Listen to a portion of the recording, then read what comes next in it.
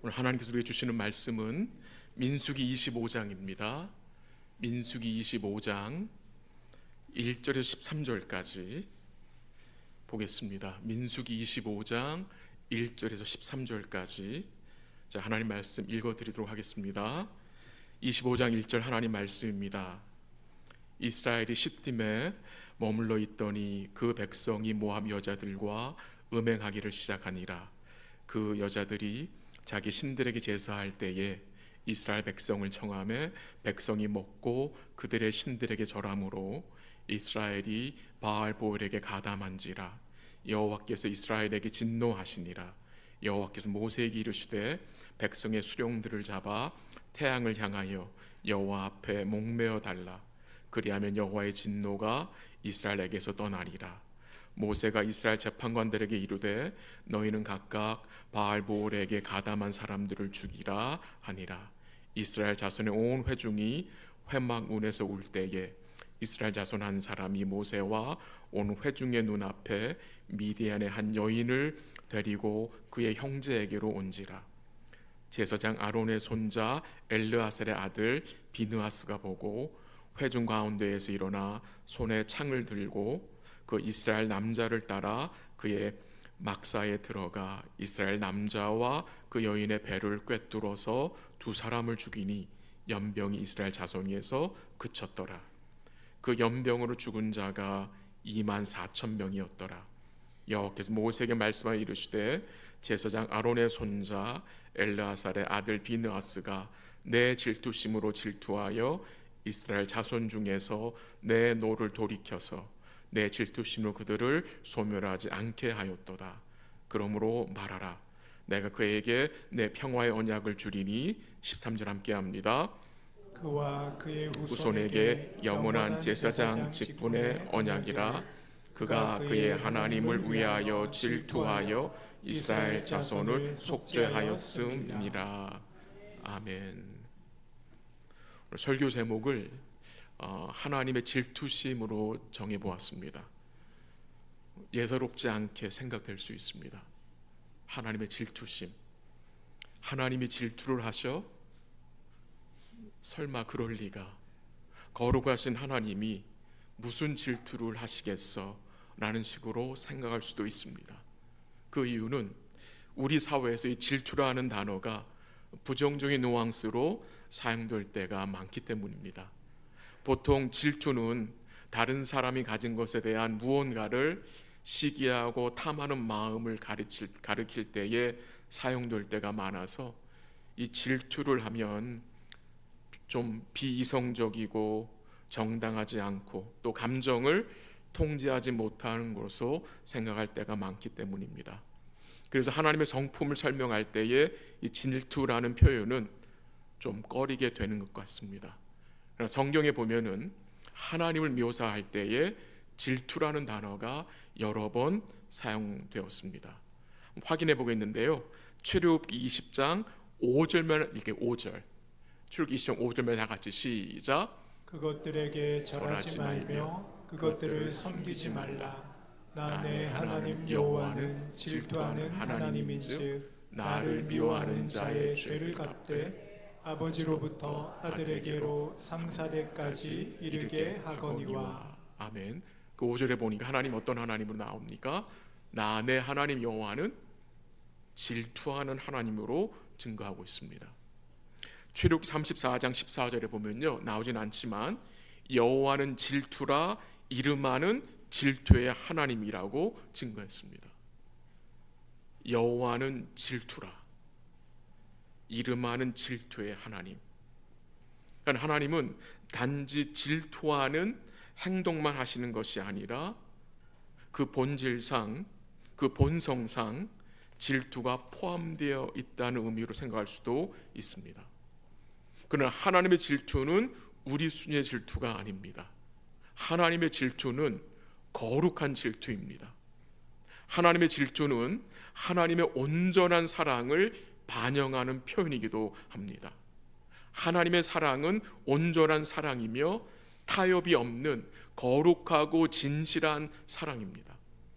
그 하나님이 사랑하신 백성들이 우상 숭배로 더럽혀지는 것을 결탄고 허용하시지 않으신다는 말입니다. 하나님은 무한하신 사랑으로 온전히 그의 백성들을 사랑하시기에 질투하시는 것입니다. 오늘 본문 민수기 25장의 내용은요, 민수기 22장부터 24장의 내용과 연결이 되는 내용인데요, 우리가 지난주 말고 지지난주에 봤었는데, 이 민수기 22장 24장에 보면은 점쟁이 발람이 나옵니다. 그러니까 오늘 25장의 내용은 그 점쟁이 발람의 이야기와 연결이 되는 내용이고요. 그리고 오늘 본문에 언급된 이스라엘 이 출애굽 1세대들은 이제 마지막으로 언급이 됩니다. 오늘 본문에는 발람의 이름이 언급되지는 않지만 불의의 싹스를 사랑한 발람이 오늘 본문에 나타난 이스라엘의 죄악과 아주 깊은 관계가 있다는 것입니다. 이스라엘 백성들이 시딤에 머물렀습니다. 시딤은 모압의 평지이며 이제 요단강을 건너기 전에 마지막으로 진을 친 곳인데, 거기서 어떤 일이 벌어졌습니까? 한번 확인해 보겠습니다. 본문 1절을 같이 읽겠습니다. 시작.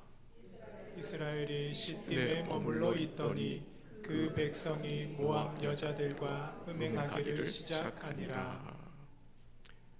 이스라엘 백성들이 모압 여자들과 음행하기 시작했다. 이 음행은 육체적인 것만이 아니라 영적인 간음, 곧 우상 숭배를 범한 것입니다. 이들이 행한 음행은 우상 숭배 중에 신을 기쁘게 하려고, 우상에게 복을 받아내려고 그 우상 앞에서 종교적인 음행을 한 것입니다. 본문 2절에 보면은 모압 여인들이 이 이스라엘 백성들을 청하였고요, 이 이스라엘 백성들이 우상에게 바친 음식을 먹고 그들의 신들에게 절했다고 했습니다. 신들에게 절했다는 것은 마음의 무릎을 꿇었다는 의미도 되겠습니다. 또 본문 3절에 보면은 이스라엘 백성들이 바알 부올에 가담했다고 했습니다. 가담이란 단어를 사용하고 있는데요, 우리가 예전에 사용하던 한글 개역 성경에서는 이 가담이란 단어를 부속되었다고 표현했습니다. 부속. 더 좋은 번역 같습니다. 부속이란 표현이. 이스라엘 백성들이 바알에게 부속됐다는 것은 바알에게 이스라엘 백성들이 달라붙었다는 말입니다. 달라붙었다. 이스라엘 백성들이 이 바알에게 연합되었다는 말입니다. 그러니까 이 바알 부올이란 동네에 있는 바알이라는 뜻인데요, 이 음행은 단순히 성적 문제만이 아니라 이 백성들이 진리의 말씀을 떠나고 하나님을 떠나서 우상을 숭배한 것이 되는 것입니다. 왜 이스라엘 백성들이 이런 심각한 번제에 빠지게 되었습니까? 이 이스라엘 백성들은 얼마 전에 장대에 단 노뱀을 보고 구원을 경험한 백성들은 아닙니까? 이 백성들의 죄악을 좀 이해하기 위해서 한 구절 같이 읽겠습니다. 민수기 31장 16절입니다. 같이 읽습니다. 시작. 보라, 이들이 발람의 꾀를 따라 이스라엘 자손을 부올의 사건에서 여호와 앞에 범죄하게 하여 여호와의 해중 가운데 연병이 일어나게 하였느니라. 그거 보면요, 이스라엘 자손들이 무엇을 따라 범죄하였다고 증거하고 있습니까? 발람의 꾀입니다. 발람의 꾀. 점쟁이의 꾀를 따라서. 무슨 말이냐? 이 점쟁이 발람이 모압 왕 발락을 만나고 이제 집에 돌아가면서 이스라엘을 무너뜨릴 수 있는 악한 꾀를 이 발람이 모압 왕 발락에게 제시한 것이었습니다. 그 꾀는 음행 곧 우상 숭배로 언급한 것입니다. 이 발람이요, 그동안 하나님의 말씀을 받게 되었잖아요. 점쟁이였지만 하나님이 주권적으로 이 발람에게 말씀을 주셔서 이스라엘을 축복하게 하셨고, 또한 하나님이 이 점쟁이 발람에게 오실 메시아까지 예언하게 하였습니다. 근데 그 모든 말씀을 발람은 받아들이지 않은 겁니다. 멸시한 것입니다. 하나님은 발람을 통해서 한 규를 줄 건데 한 별을 주신다고 말씀하셨어요. 한 주권자를 주실 것을 말씀하셨어요. 그 주권자가 구원을 이루시고 열방을 심판하실 것을 말씀하셨어요. 근데 그 규가 누구냐, 그 왕이 누구냐, 그 주권자가 누구냐, 물론 1차적으로는 다보시겠지만 궁극적으로는 오실 예수님입니다. 이 발람은 복음을 듣고 그 복음을 어떻게 해요? 그냥 무시해버렸습니다. 그리고 집에 돌아가는 길에 모압에게 악한 꾀를 말하고 갔습니다. 하나님의 강권적인 역사로 모압 왕 발락의 그 계획, 이스라엘을 저주하고자 하는 작전이 실패하게 되자 이제 발람은 발락에게 뭘 말합니까? 음행 작전을 피라고 알려준 거예요. 이 발람의 꾀가 교회 역사 또한 끊이지 않아요. 교회를 넘어뜨리려고 이 마귀가 이 발람의 꾀로 계속해서 교회를 뭐합니까? 유혹합니다. 요한계시록 2장 12절에 보면 주님이 버가모 교회를 책망하셨는데 무엇 때문에 책망했습니까? 그 교회에 발람의 교훈을 지키는 자들이 있다고 책망하신 거예요. 한번 읽어볼까요? 2장 14절 시작. 그러나 내게 두어 가지 책망할 것이 있나니 거기 내게 발람의 교훈을 지키는 자들이 있도다. 발람이 발락을 가르쳐 이스라엘 자손 앞에 걸림돌을 놓아 우상의 제물을 먹게 하였고 또 행음하게 하였느니라. 뭐가 증거됩니까? 주님이 이 버가마 교회를 책망하시는데 그 교회 안에 발람의 교훈을 지키는 자들이 있다는 거예요. 이 발람의 교훈이 무엇이냐? 세상적인 가치관입니다. 세상적인 물질관입니다. 문란한 성생활, 탐욕, 우상 숭배 등을 교회 안에서 허락한 것입니다. 그거를 책망한 것입니다. 교회는 이 사단이 앞에 놓아둔 이 걸림돌을 조심해야 합니다. 저와 우리 사랑하는 성도들은 이 사단이 놓아둔 이 올무를 조심해야 합니다. 죄를 멀리해야 되고 죄와 맞서 싸워야 하는 책임이 오늘 여러분 저에게 있다는 사실입니다. 이 하나님의 공동체, 이 교회를 힘들게 하고 넘어지게 하는 것은 세상의 핍박이 아니라 죄입니다. 죄. 이 죄로 인하여서 지금 이스라엘 공동체가, 하나님의 공동체가 어떻게 됐습니까? 너무나 큰 고통을 당하고 있는 것입니다. 우리 야고보서 4장 4장 같이 읽어볼까요? 야고보서 4장 4절 시작. 가늠한 여인들아, 세상과 벗된 것이 하나님과 원수됨을 알지 못하느냐? 그런즉 누구든지 세상과 벗이 되고자 하는 자는 스스로 하나님과 원수되는 것이니라. 그 4절 말씀이 가늠한 여인들로 소개되는데 각조에 보면은 가늠한 사람들아로 소개가 됩니다. 여자만이 아니라, 가늠은 여자만 하는 게 아니잖아요. 남자 여자 다. 근데 왜 여자로 소개했느냐? 이 헬라어로 교회라는 단어가 feminine에 속해 있기 때문에, 여성 명사기 때문에 그렇게 말한 것 같습니다. 세상과 벗되고자 하는 마음이 간음인 것이며 스스로 하나님과 원수되는 것이라고 증거하고 있습니다. 저를 포함해서 우리 사랑하는 성도들과 직분자들이 하나님을 위한 질투심, 이 거룩한 질투심이 있기를 바랍니다. 사도 바울이 고린도 교회에 전한 말씀을 한번 살펴보겠습니다. 고린도후서 11장 2절 3절이나 한번 살펴볼게요. 시작. 내가 하나님의 열심으로 너희를 위하여 열심을 내노니 내가 너희를 정결한 처녀로 한 남편의 그리스도께 드리려고 중매함이로다.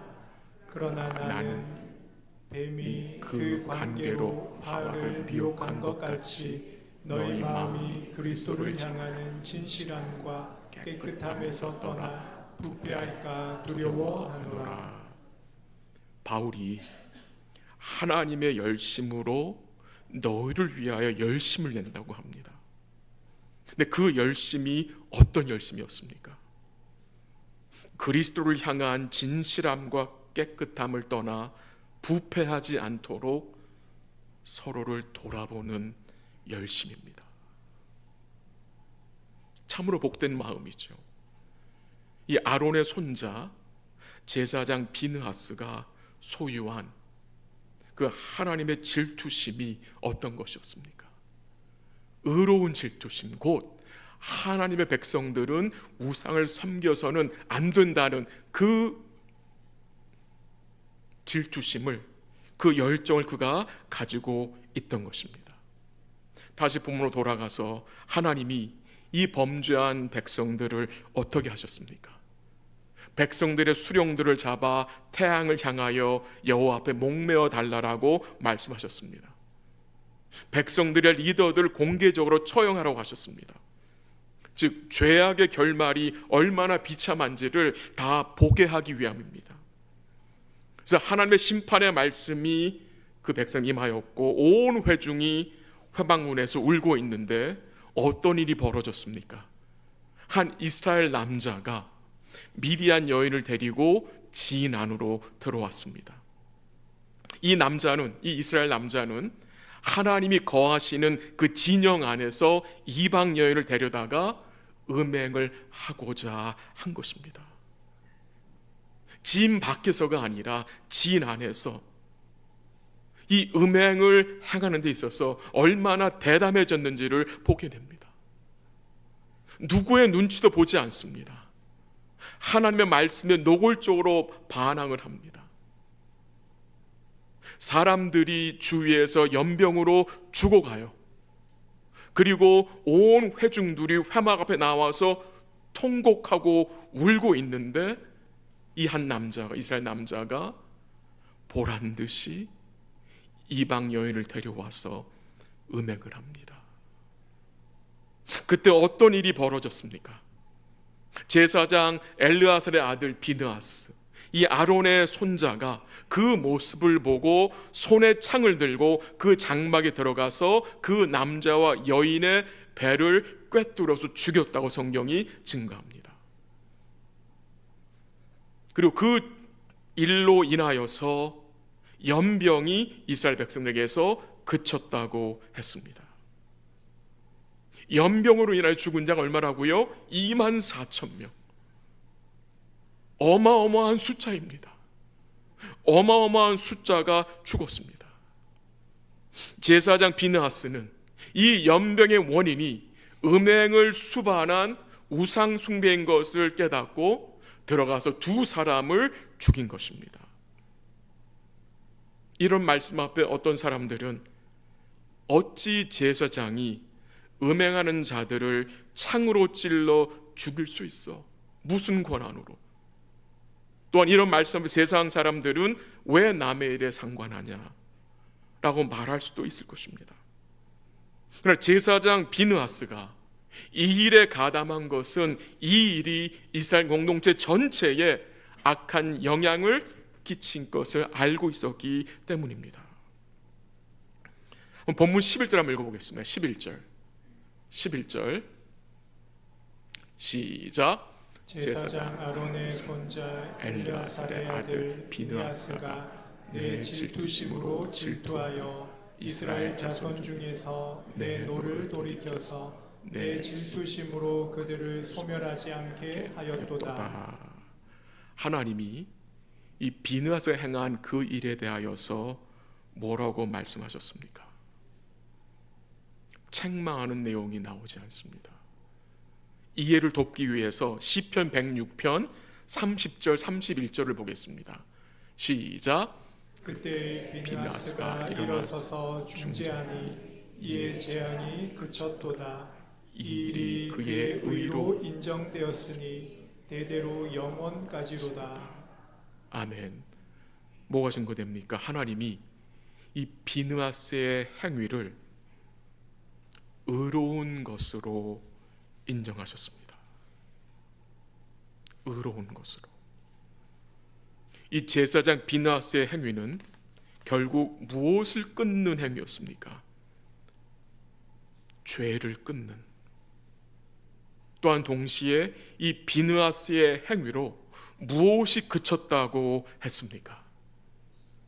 연병이 그쳤습니다. 심판이 그쳤다는 것입니다. 13절에 보면, 본문 13절에 보면 하나님이 이 비느하스의 행위를 어떻게 증거하고 있습니까? 이스라엘 자손을 속죄하였다고 증거했다는 사실입니다. 오늘 본문 12절 13절에 보면은 하나님이 모세를 통해서 이 제사장 비느하스에게 평화의 언약을 주시며 그와 그의 후손에게 영원한 제사장 직분의 언약을 주신다고 약속하셨습니다. 너무나 놀랍지 않습니까? 하나님이 이 비느하스와 언약을 맺는 거예요. 영원한 제사장 직분의 약속을 허락하신 거예요. 우리 사랑하는 성도 여러분, 하나님이 비느하스에게 약속하신 이 평화의 언약, 영원한 제사장 직분의 언약을 누가 가지고 오셔서 우리의 죄악을 온전히 속죄하셨습니까? 예수님입니다. 예수님. 누구를 통해서 우리를 향하고 있던 하나님의 진노와 심판이 온전히 그치게 되었습니까? 누구 때문에?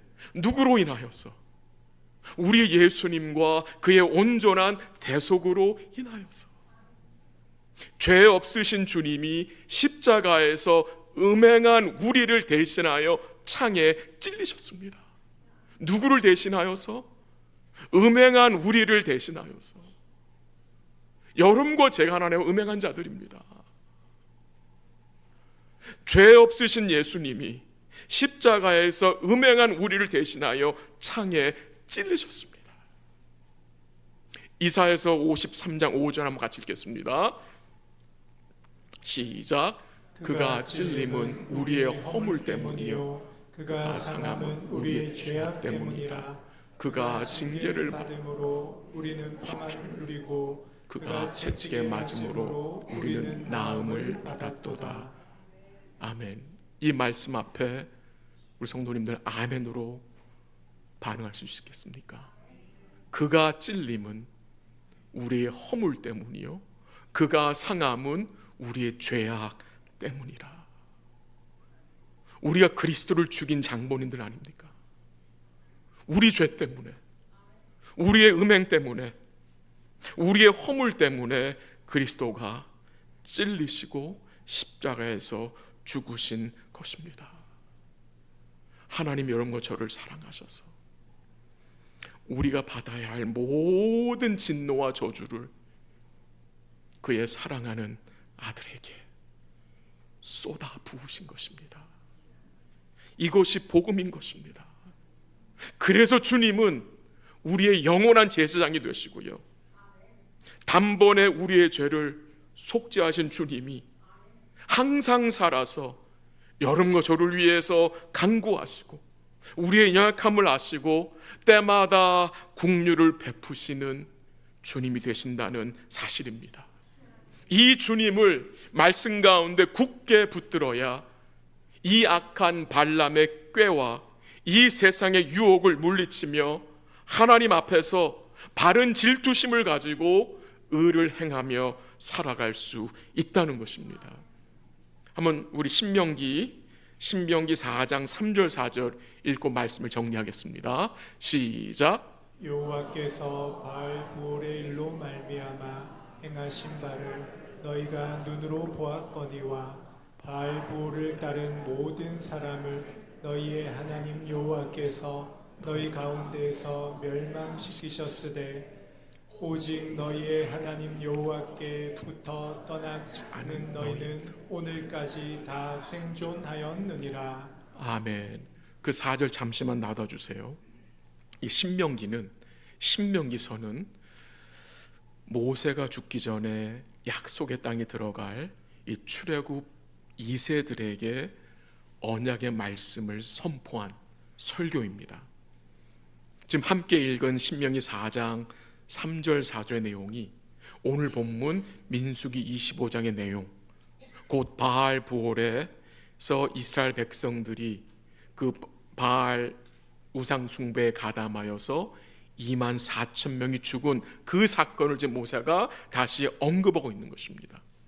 그런데 그 놀라운 사실은 그 바알 부올에서 살아남은 자가 있습니다. 생존한 자들이 있습니다. 어떤 자들이 그 바알 부올 사건에서 그 심판 중에 그 연병에 내린 그 사건 중에 어떻게 죽지 않고 생존하게 되었습니까? 4절 다시 한번 볼까요? 4절 시작. 오직 너희의 하나님 여호와께 붙어 떠나지 않은 너희는 오늘까지 다 생존하였느니라. 아멘. 누가 생존했다고요? 누가? 오직 너희 하나님 여호와께 붙어 떠나지 않은 자들입니다. 여호와께 붙어 떠나지 않은 자들이 심판 중에 생존했다는 것입니다. 여호와께 붙어 떠나지 않은 자들은 어떤 자들이겠습니까? 끝까지 여호와를 의뢰한 자들입니다. 여호와께 붙어 있다. 이 붙어라는 원어적 뜻은 굳게 결합됐다는 말입니다. 바싹 뒤따른다는 말입니다. 오늘 여러분과 제가 여호와 하나님께 붙어 있기 위해서, 그의 말씀을 떠나지 않기 위해 오늘 우리 삶에 어떤 노력이, 어떤 애씀이 필요합니까?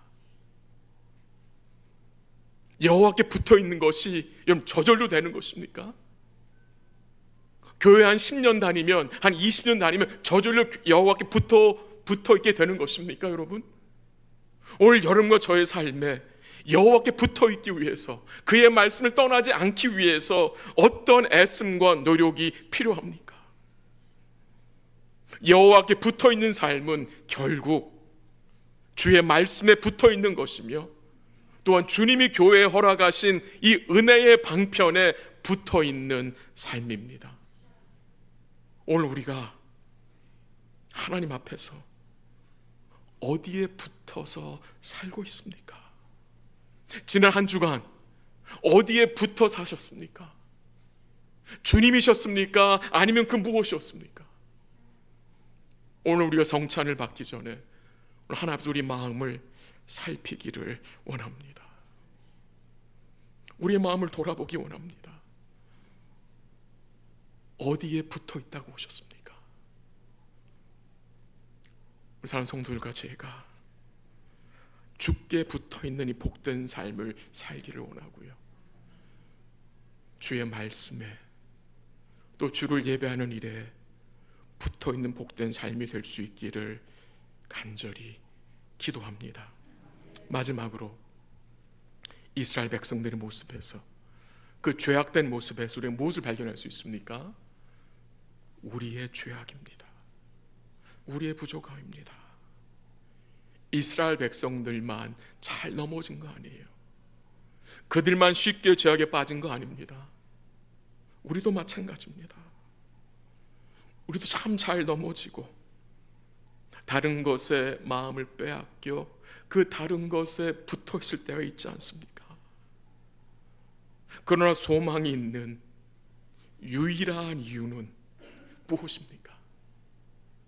우리에게는 비느하스보다 더 나은, 아니 제사장 비느하스와가는 비교조차 할 수 없는 온전한 대제사장이신 주님이 계시기 때문입니다.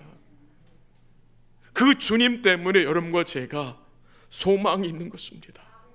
그 주님께 여러분과 제가 붙어 있어야 되고, 그 주의 말씀을 우리 떠나지 않도록 우리 삶에 이 믿음의 애씀이 반드시 있어야 한다는 것입니다. 우리의 이 불신앙과 영적 음행과 죄악에도 불구하고 은혜의 주님이 우리의 영원한 대제사장으로 계셔서 은혜와 긍휼을 베푸시고 항상 살아서 간구하시고 결국 우리를 하나님 앞에 거룩한 신부로 세워갈 것을 믿기 때문입니다. 이번 주간도 우리 사랑하는 모든 성도님들이 주님을 굳게 붙잡고 그의 말씀에 붙어 계심으로 하나님의 질투심으로 의를 행하시고 온 마음으로 주님 사랑하시고 모든 일을 믿음으로 행하시는 복된 삶 되시기를 주의 이름으로 간절히 기도합니다. 같이 한번 기도하겠습니다. 죄송합니다. 기도는 우리 성찬 설명을 드리고 성찬 기도와 같이 하도록 하겠습니다. 제가 잠시 성찬에 대해 설명을 드리겠습니다. 요한복음 6장 49절에서 51절 읽어드립니다.